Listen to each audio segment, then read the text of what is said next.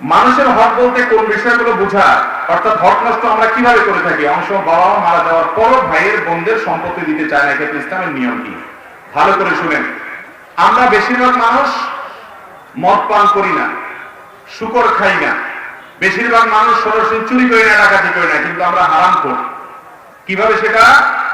আমার বাবার সম্পদে, আমার মায়ের সম্পদে, জমি জমাতে বোনদের যে ভাগ আছে, সঠিক হিসেব করে সেটা যদি না দেই, গড়িমসি করি, কাহিনী করি, কিছু লামসাম দিয়ে তাদেরকে বিদায় করি, অথবা তাদেরকে না দিয়ে নিজে ভোগ করি, তাহলে এই চরিত্রের কারণে আপনি হারামখোর হতে পারেন, ওই সুদ ঘুষের কারবার না করেও।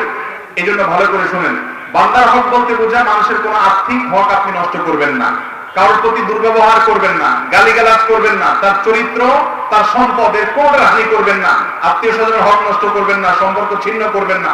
এগুলো মানুষের হক। মানুষের হক অনেক ব্যাপক, তার প্রতি সদাচরণ করা, তার আর্থিক হক নষ্ট না করায়, সবগুলো রক্ষা করলে তারপরে মানুষ হক আদায় হবে।